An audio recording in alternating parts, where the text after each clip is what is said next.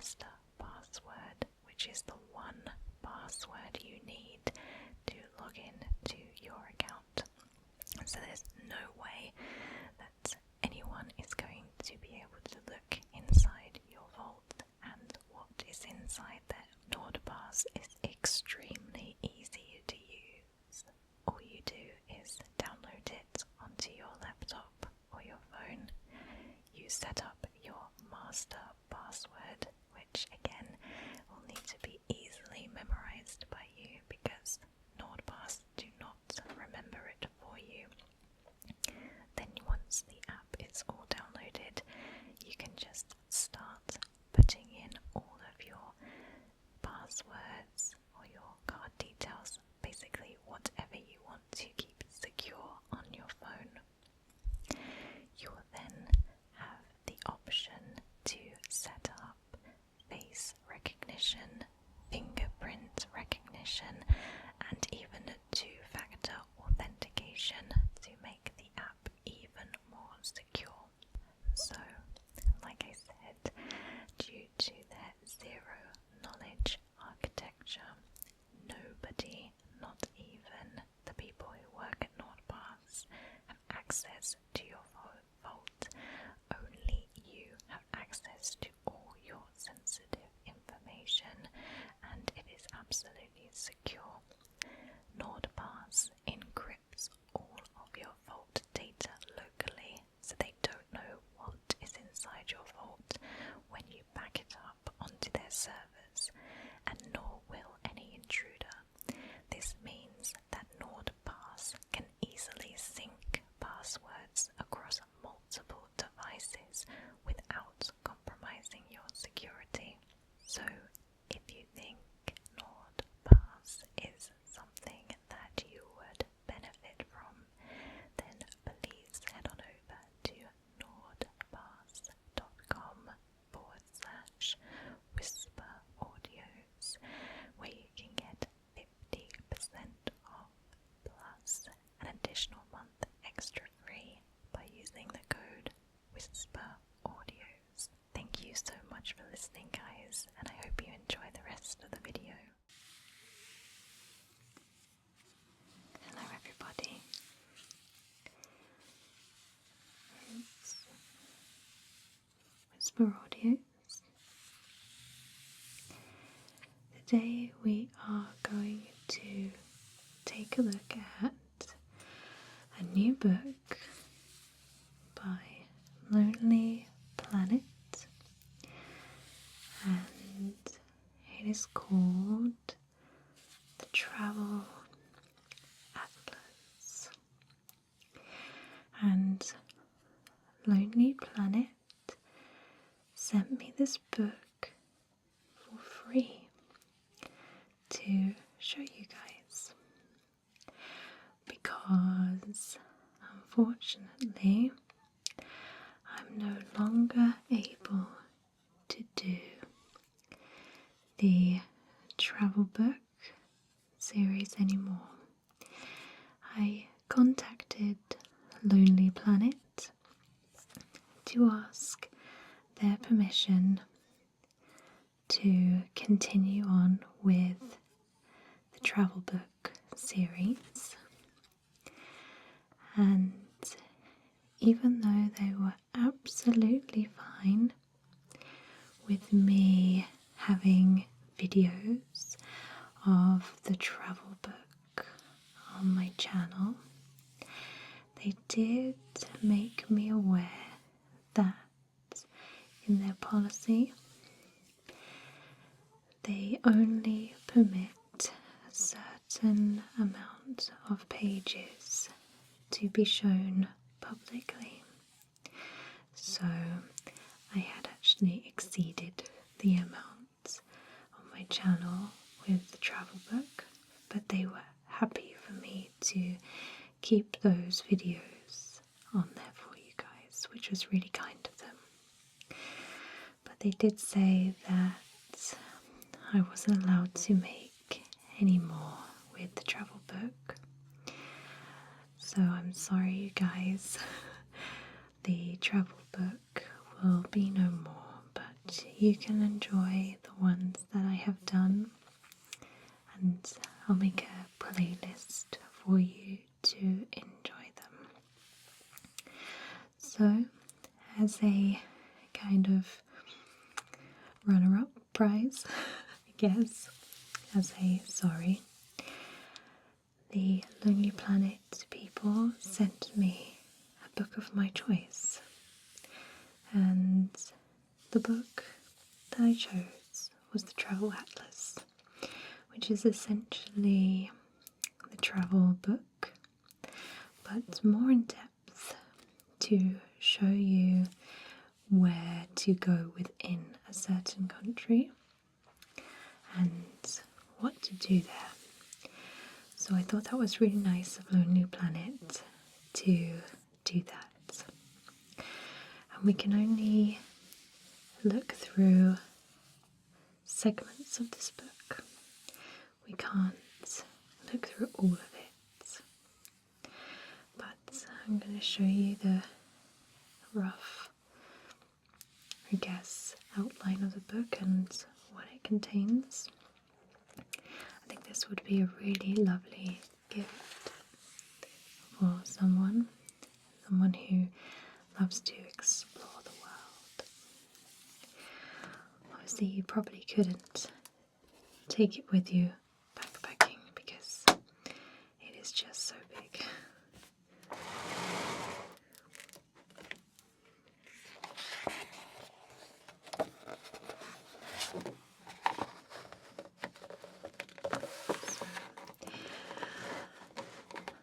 I have quite a wobbly table. Hope you don't mind.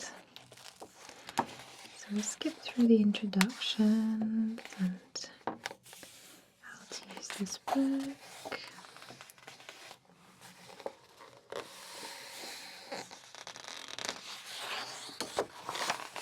Some notes.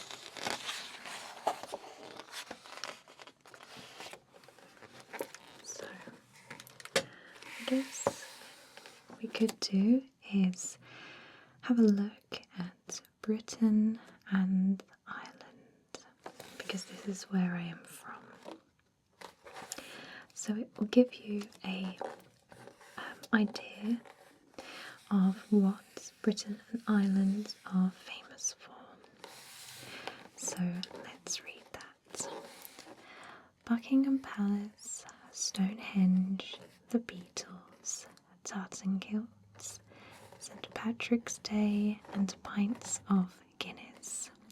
Britain and Ireland do icons like nowhere else, and travel here is a fascinating mix of famous names and little-known discoveries. Britain comprises of England, Wales, Scotland, and Northern Ireland, with the latter three enjoying developed governments of some type. Ireland, independent since the early 1920s, has a unique culture and a strong musical and literary heritage. Geographically, Britain and Ireland are separated by the Irish Sea, and the Channel divides Britain from France.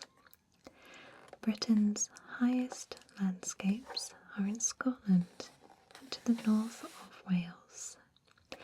These may be compact countries, but don't underestimate the amount to see and do.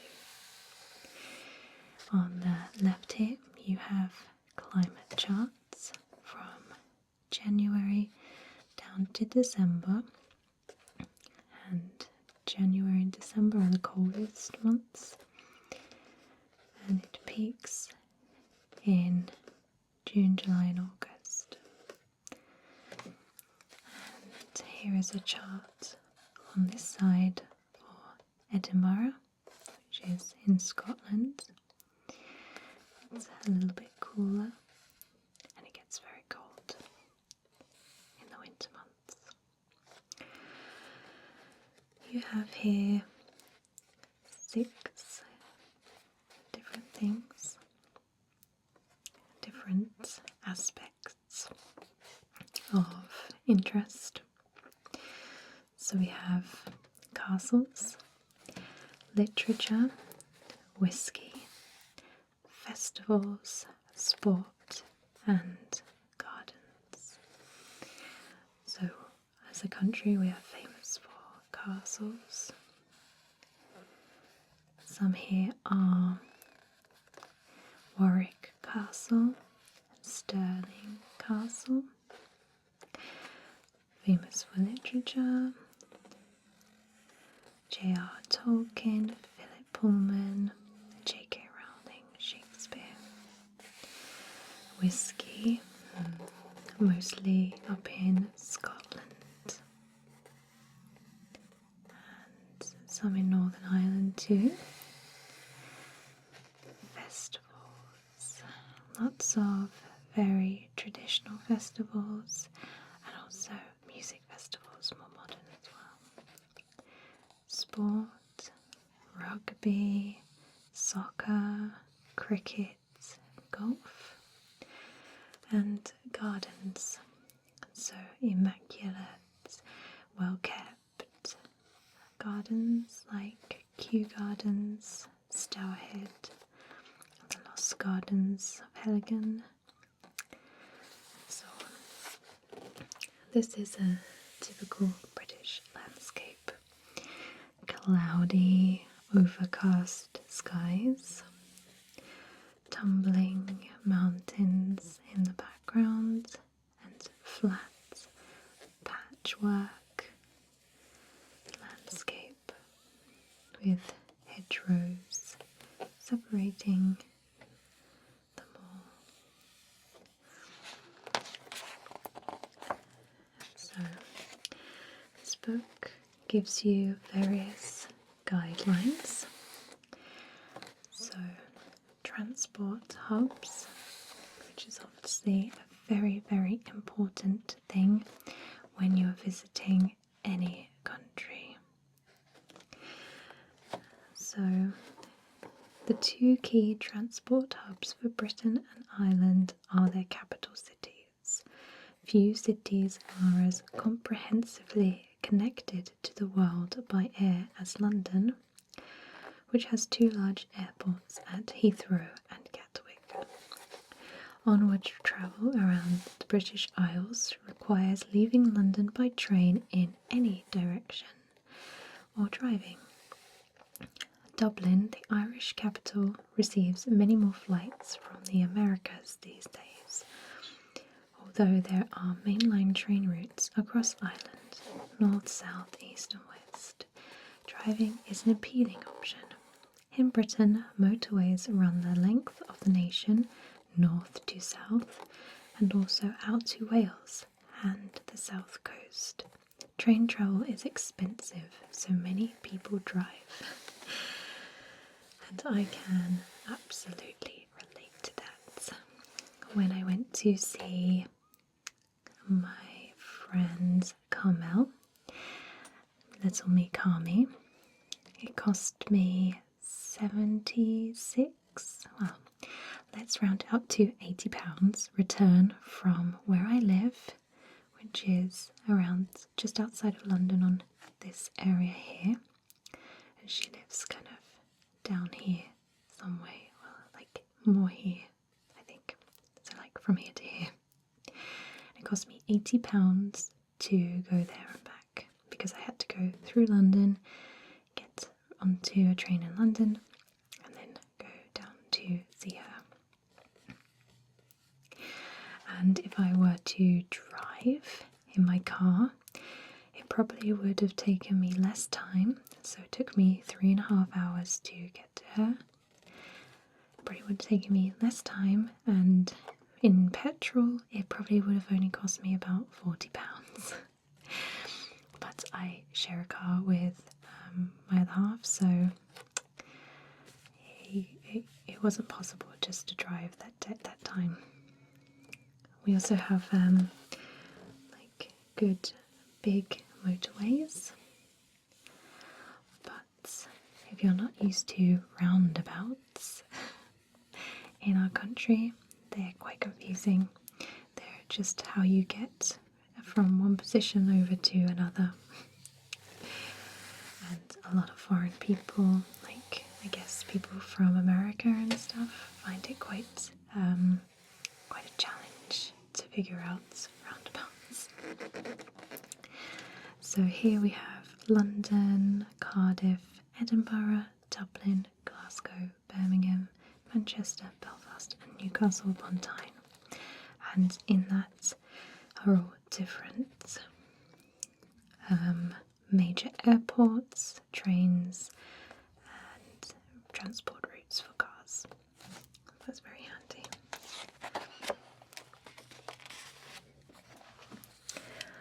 So now we move on to Scotland, and here we have 10 different main areas of interest, and they include the Cairngorms National Park, West Highland Way, Rosslyn Chapel, Balmoral Castle, Loch Ness, Glencoe, Mull, Skye, Glasgow and Orkney. Obviously you've got Edinburgh, you've got so many different areas of interest, but I guess they're just labelling what you can see and do. See is red, do is blue. They have a 5-day itinerary and a 7-day itinerary, which is really, really handy. I've been to Scotland so many times.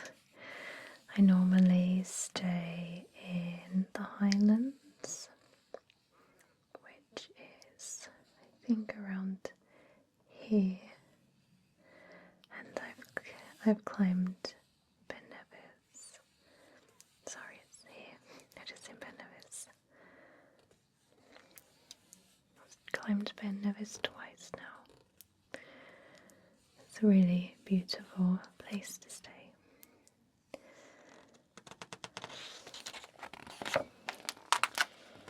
Here we have northern England, and this is where I make my films. There's a studio up here.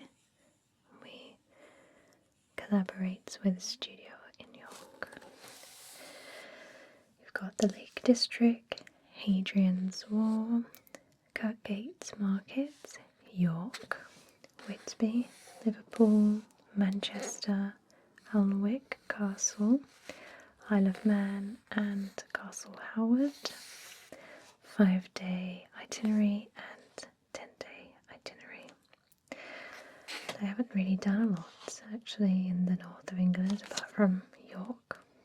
And York is a really beautiful city.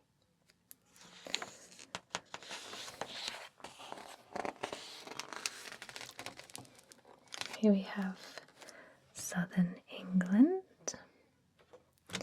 This is my area of the world. We have Bath, Oxford, the Cotswolds, Stratford-upon-Avon, Cambridge, Stonehenge, Cornwall's North Coast, Portsmouth's historic dockyard, Brighton and Windsor Castle. You have a 4-day itinerary and a 10-day itinerary.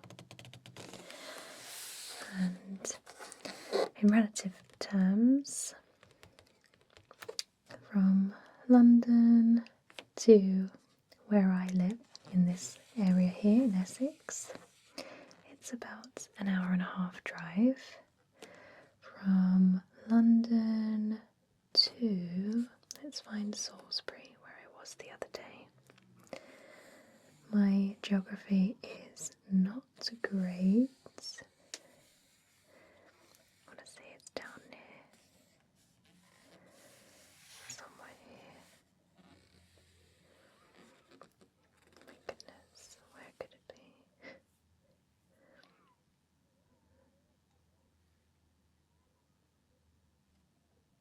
Salisbury, there it is.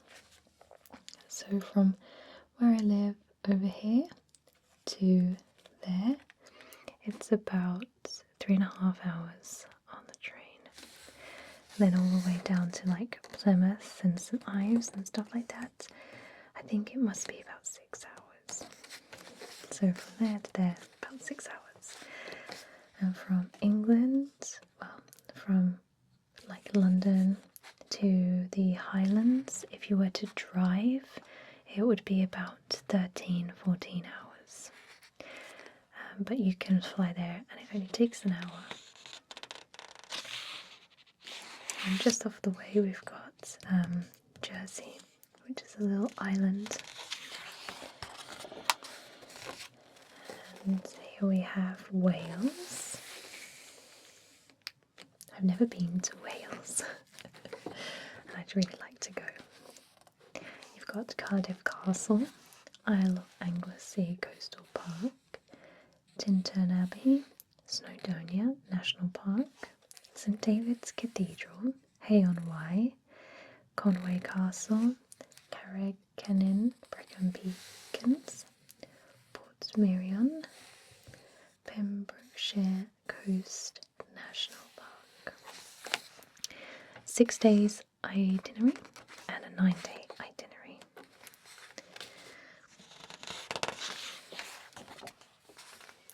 Ireland and Northern Ireland. You've got, now I might pronounce this wrong, Brunabonny, County Meath, Wicklow, Galway City, Connemara, the Giant's Causeway, Aran Islands, Cliffs of Moher, County Clare, the Burren, Strandhill, Skellig Michael, Dingle Peninsula, Titanic Quarter, Belfast. 3-day itinerary and 5-day itinerary. And I know that at the moment there's a lot of Game of Thrones tours going on all around Ireland because they shot Game of Thrones in Ireland. So you can probably, there's probably some really famous landmarks that you can go and see. And then we move on to France and Benelux.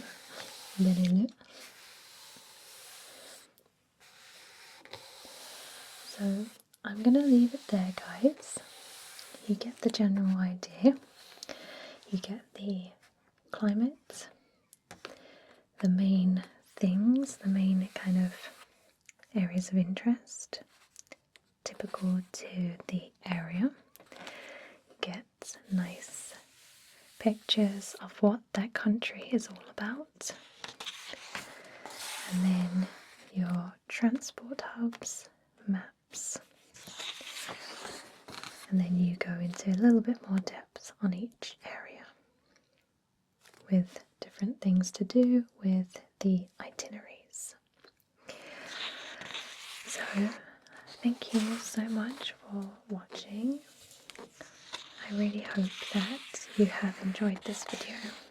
I'm really sorry that I couldn't continue with the travel book because it was very, very interesting and I really wanted the opportunity to read the whole thing to you and take you across the world. But thank you to Lonely Planet for giving me permission to keep those videos on my channel, and thank you to them for sending me this lovely book to read through as well. I will fantasize about all the lovely different places that I can visit and maybe do my own itineraries too. This would make a wonderful gift for anyone who's interested in travel or who travel a lot. It's so fascinating to see all the different landmarks and areas of interest across our planet. This place looks amazing. I wonder where that is. And so does this place too. Thank you so much for